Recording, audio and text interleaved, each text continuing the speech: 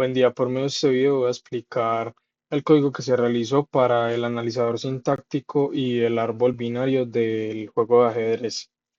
Bueno, básicamente empezamos con estas dependencias, que import sys básicamente es como que traemos algunas funcionalidades, algunas maneras de utilizar funcionalidades del sistema, que en este caso nos va a servir para que al momento de cerrar el programa no queden como nada utilizándose en memoria o con cosas ejecutándose por debajo al momento de terminar el programa. Tenemos import que básicamente lo que hace es importarme la librería que nosotros utilizamos para utilizar las expresiones regulares que vamos a utilizar más adelante para validar que efectivamente los movimientos del usuario son correctos. Tenemos todos los objetos que utilizamos de PyQt, todos los widgets. Luego tendríamos esto que también sería de PyQt, que lo vamos a ver más adelante. Tenemos esta clase TreeNode, que básicamente va a ser la clase que vamos a utilizar para crear los nodos de nuestro árbol. Como podemos ver, almacena tres atributos, el cual son el movimiento que tiene el nodo, después si el nodo tiene otro nodo a su izquierda y si tiene otro nodo a su derecha. Esto pues obviamente nos va a servir para construir el árbol. Tenemos la clase principal que es ChessSumValidator. Entonces aquí en esta parte, como nos podemos dar cuenta, tenemos super.init, que este init es el constructor pero de QWidget, ya que esta clase pues heredaría de la superclase QWidget. Entonces aquí dentro del constructor de esta clase que nosotros creamos, tenemos que llamar el super de pues el constructor de la otra clase padre. En esta parte crearíamos setWindowTitle, que básicamente lo que hace es que le agregamos un título a nuestro programa, por así decirlo, ya que al momento pues de que salga el cuadradito donde se muestra nuestro programa, pues va a tener un título que es el que nosotros le estamos asignando acá. Este setGeometry lo que hace básicamente es que nosotros le decimos cuáles van a ser las dimensiones de nuestra ventana. Este layout Básicamente, este layout junto con este set layout lo que hace es que le vamos a decir a nuestra ventana o a nuestro programa que la disposición con la que vamos a ir agregando los widgets va a ser de manera vertical, porque digamos que como en C, como en CSS hay diferentes maneras de agregar los elementos, los contenedores o los divs, pues en este caso también habría diferentes maneras utilizando esta librería. Tenemos input text con un placeholder que básicamente va a ser el input text donde el usuario va a poder agregar los movimientos que realizó en la partida. Luego lo agregamos al layout con este punto add widget. Tenemos validate button que lo que hace es agregar un botón que es donde el usuario va a tener que hacer clic para que empiece todo la construcción del árbol y la validación de los movimientos. Con este connect lo que hacemos es conectar la primera función que se debe ejecutar para validar y mostrar el árbol. Luego agregamos a la pantalla este widget que acabamos de crear, que en este caso es el botón. Luego en esta parte de acá creamos un graphics view que básicamente es como crear un contenedor y esta escena es como crear, digamos, una, un lienzo para poder graficar o dibujar diferentes líneas, cosas y lo que a nosotros se nos ocurra con esta librería. Tenemos el punto root, que básicamente va a ser la raíz del árbol, que es pues también donde va a ir almacenado todos nuestros nodos y así lo vamos a ir construyendo. Luego tenemos la función que nosotros ejecutamos en esta parte al llamar al botón, que se llama validate and show tree, que lo que va a hacer es agarrar el texto que el usuario ya escribió en el input, porque para presionar el botón ya debe haber escrito algo. Y eso es justo lo que le estamos diciendo aquí. Si aún no ha escrito nada, o sea que este texto, por así decirlo, es vacío, pues entonces le vamos a mandar una ventanita de error al usuario que me diga, error, por favor ingrese una partida. y vamos a devolvernos del programa. Ya para que el usuario quiera volver a ejecutar el programa, pues tiene que poner algo dentro del cuadrito de texto y volver a dar clic en el botón. Luego hacemos un try except, que básicamente este try lo que hace es ejecutar esta función parse sun, que es lo que hace. Le pasamos el texto que tiene el usuario o el texto que el usuario escribió. Y esta sería la función, donde básicamente agarramos el texto que sacamos del input y creamos una lista basado en una expresión regular, donde le decimos, al encontrar al menos un dígito seguido de un punto, pues entonces me lo vas a cortar en esa parte, me lo vas a cortar según ese criterio. Y eliminamos el primer elemento de la lista porque ese primer elemento está vacío. Luego creamos esta lista moves que nos va a servir más adelante y eso es lo que vamos a retornar de hecho en esta función. Entonces, en esta parte creamos este while y menor a la cantidad de turnos que haya. Los turnos básicamente son los pares de movimientos que se haga de piezas blancas y negras. O sea que si el primer usuario mueve una ficha blanca y después el otro usuario mueve una ficha negra, eso sería un turno. Entonces, bueno, ya aquí vamos a almacenar estos turnos eh, por cada iteración en una variable llamada turno, donde cada posición la vamos a partir, digamos, o la vamos a convertir en un string en esta parte, bueno, en una array en esta parte. Lo vamos a dividir según el espacio, ya que obviamente en esta parte estaría, por ejemplo, E4, E5, así nos hacen los comentarios. Estaría, por ejemplo, E4, E5 dentro de este string. Entonces lo que nosotros queremos es dividir esto para convertirlo en un array de dos posiciones de dimensión 2 y eso lo vamos a hacer al partirlo por la mitad basándonos en que hay un espacio entre estos movimientos. Entonces, si este turno, que ya sabemos que lo partimos en una dimensión de 2 es mayor a 2, o sea que hay más de dos movimientos, pues esto es un error. Y le vamos a mostrar al usuario que no puede dar más de dos movimientos por turno y le mostramos el turno en el que esto sucede.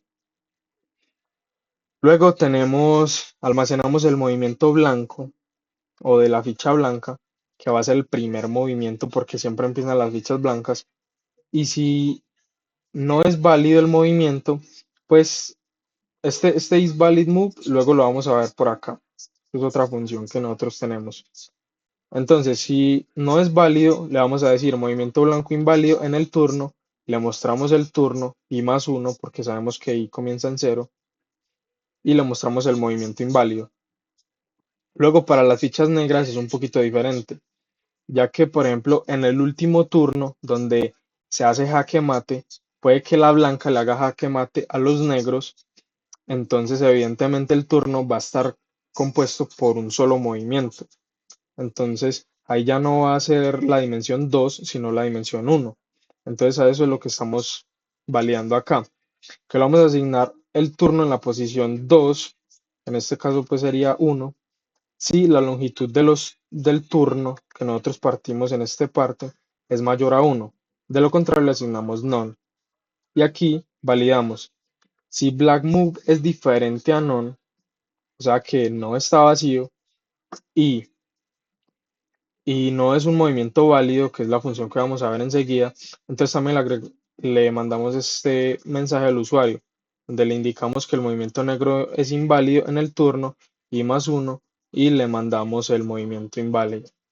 Sumamos uno al while para que no sea infinito y luego aquí agregamos a moves el turno 0, que sería el de las blancas, y si la longitud del turno, o sea, la dimensión es 2, es mayor a 1, pues entonces agregamos también el de las negras, por lo mismo que mencionamos en esta parte, ya que el movimiento de las negras puede no existir debido al jaque mate. Ya retornamos moves. Listo.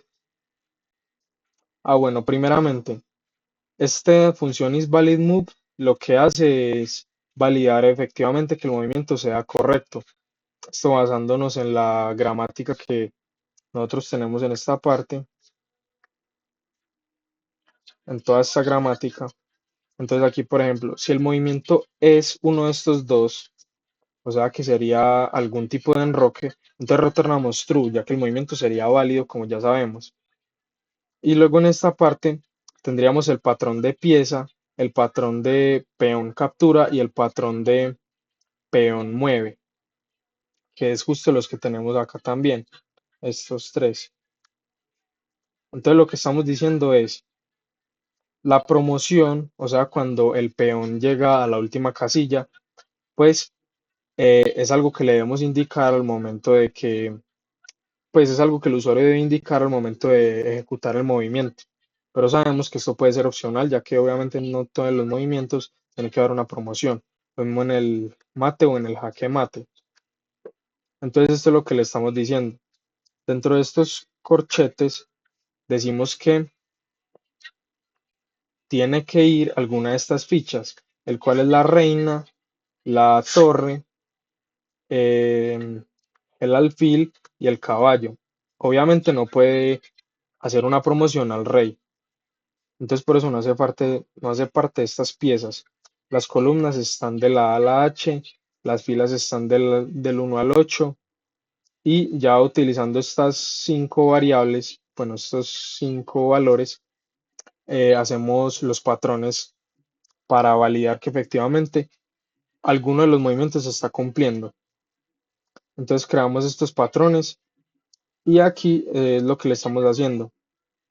Si el movimiento que nosotros le estamos pasando efectivamente coincide con este patrón, entonces retornamos true. Y lo mismo para estas dos, lo que significa que si no coincide con ninguna de estas, entonces retornamos false.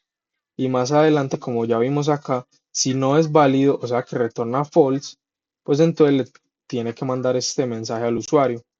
Que bueno, entrando un poquito más en detalle en esta parte, lo que estamos viendo en esta parte es que la pieza o digamos que el movimiento de la pieza tiene que ser de la siguiente manera.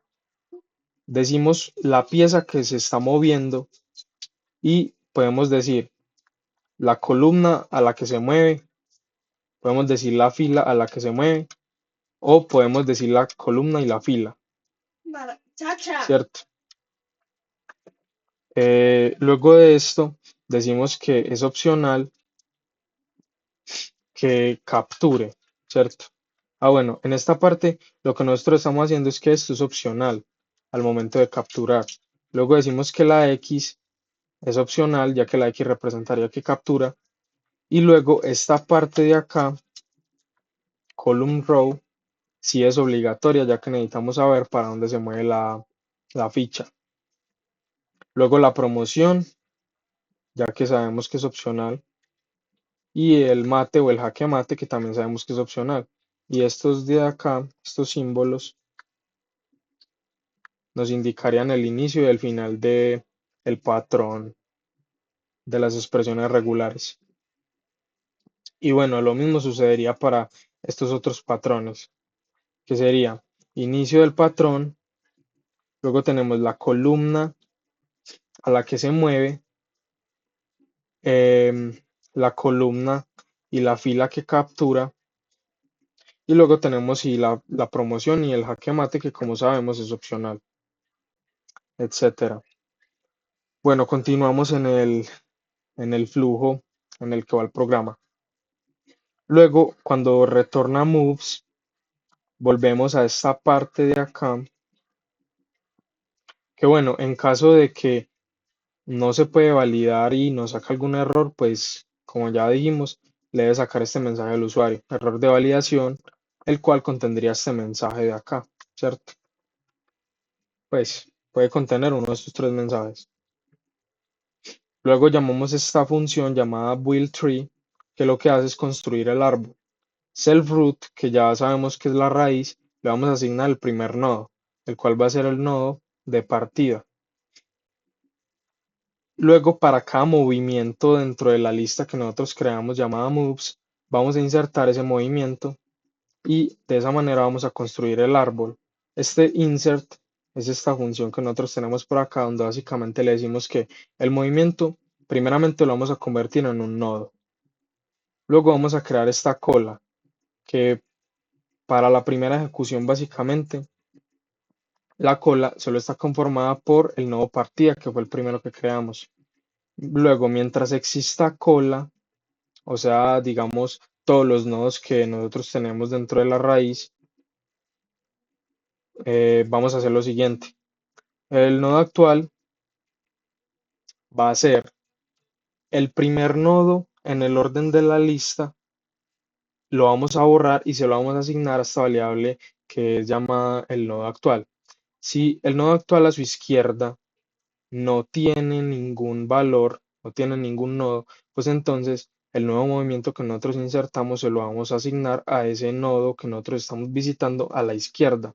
Y luego retornamos la función porque ya encontramos un espacio dentro del árbol para asignárselo a ese nodo o a ese movimiento. En cambio, si este está lleno, entonces a la cola le agregamos este nuevo nodo que no hemos visitado, ya que en caso de que aquí en esta parte a la derecha este también esté lleno, pues entonces habrá que recorrer después este nuevo nodo que nosotros agregamos. Lo mismo pasa con esta parte, como ya lo acabé de decir.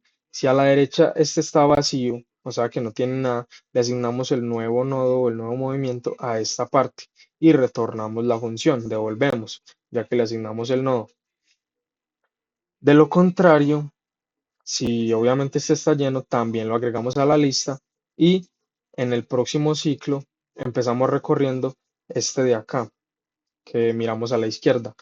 Y así nos vamos a ir sucesivamente con este for, finalizando obviamente la construcción del árbol em, con este for y terminando pues con todos los movimientos que nosotros guardamos en la lista. Continuamos en esta parte donde nos quedamos con self.drawTree, que lo que va a hacer es agarrar, por así decirlo, self.root, que va a ser nuestro atributo del constructor, pues que nosotros definimos en el constructor. Y si obviamente está vacío, o sea que estamos llamando a la función, mientras está vacío self.root, pues obviamente va a retornar, ya que no hay nada por dibujar. Tenemos estos atributos que nos van a servir para graficar, que va a ser el radio del nodo, el y inicial, gap y, que lo que hace pues es como ubicarme el nodo en, que lo que hace es como ubicarme el nodo de manera espaciada dentro del eje vertical. Luego tenemos el espaciado entre cada nodo de manera horizontal. Para el primer recorrido, o digamos que creamos esta función, que básicamente lo que hace es asignarle las posiciones a los nodos, ya que nosotros, si nosotros siempre tenemos este espacio en X, pues los nodos se pueden sobreponer, lo que obviamente pues no dejaría ver la visualización correcta del árbol. Creamos este diccionario llamado posiciones, donde vamos a ir guardando la posición de cada nodo. Creamos esta variable global assignPositions, la cual no me va a cambiar en cada ejecución de la función, ya que como podemos ver esta función es recursiva. Entonces aquí lo que le estamos diciendo básicamente es lo siguiente. Si el nodo a la izquierda, porque aquí pues le asignamos primero la raíz, entonces empezamos desde la raíz, la cual sería partida. Si partida a su izquierda tiene, pues está lleno, entonces vamos y recorremos primero ese nodo.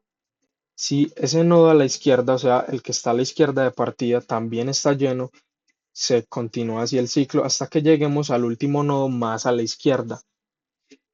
Ya en ese momento, pues evidentemente ese nodo no va a tener nada más a la izquierda y, y como podemos ver, este depth más 1, básicamente lo que hace es decirme la profundidad en la que se encuentra ese nodo, como el nivel en el que está más abajo.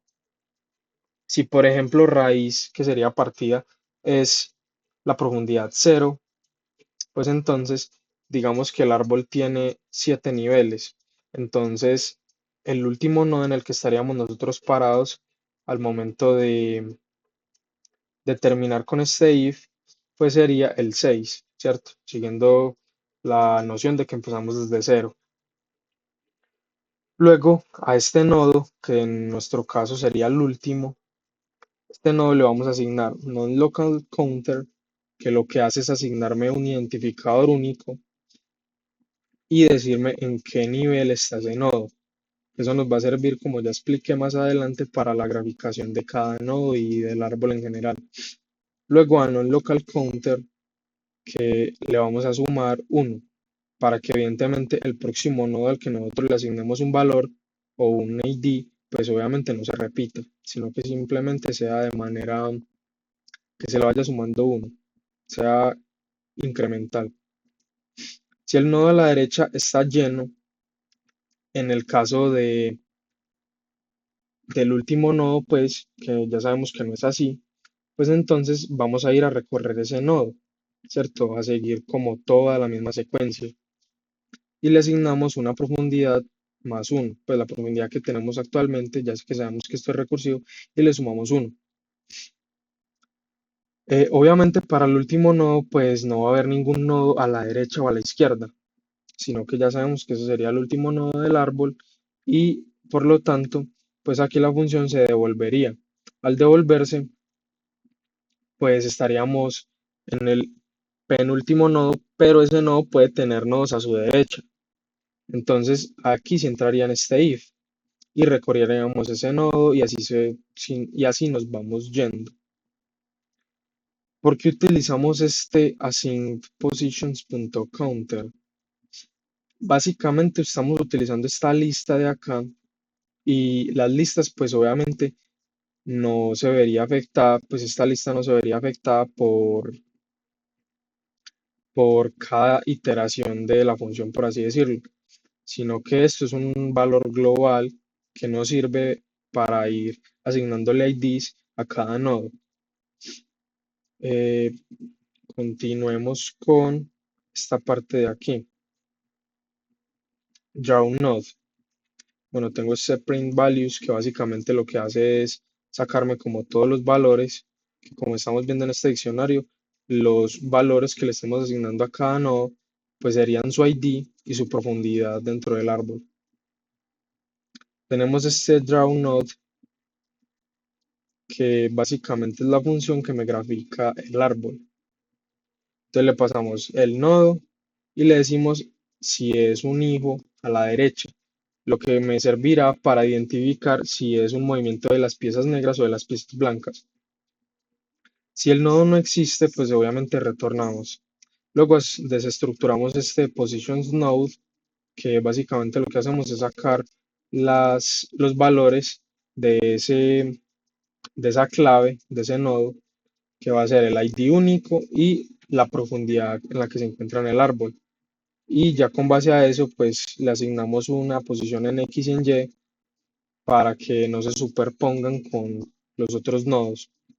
Este elipse lo que hace es crearme como la forma del nodo y en esta parte vemos, es un hijo a la derecha, o sea que es un movimiento de las piezas negras. Si esto es correcto, pues entonces le asignamos el color de black, ya que lo vamos a poner negro. Y si no es un hijo a la derecha, o sea que es un movimiento de las blancas, entonces le asignamos el color de fondo de blanco.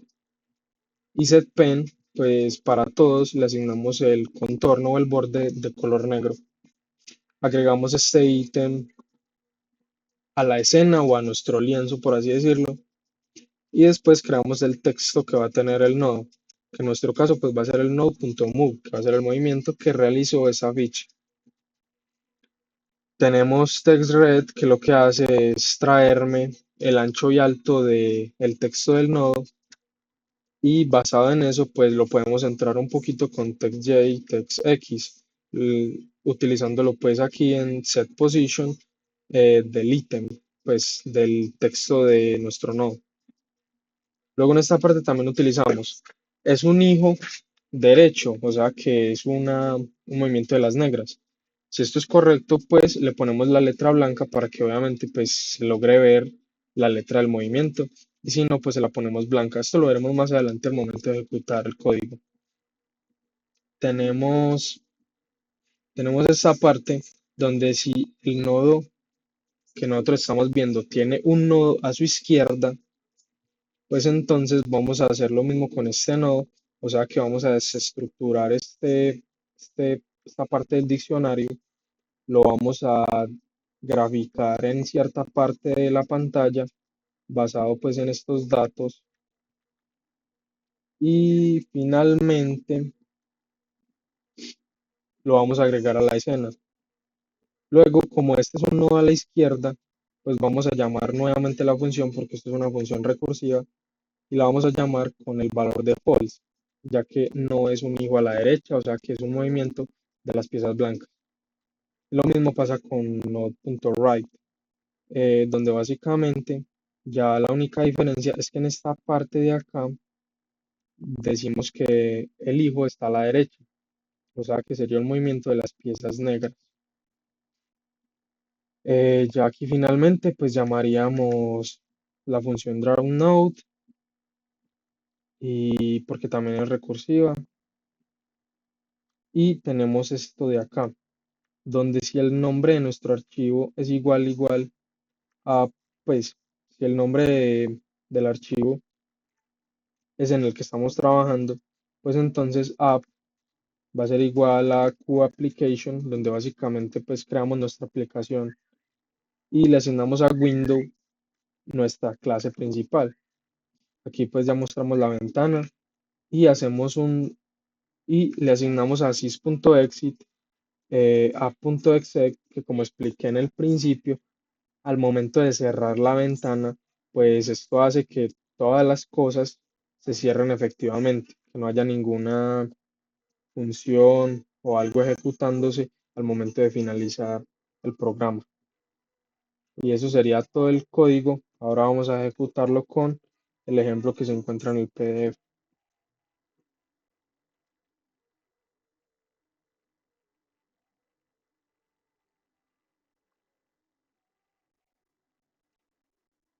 Aquí podemos ver la visualización del árbol, que evidentemente por ser tan grande, pues toca deslizar la pantalla.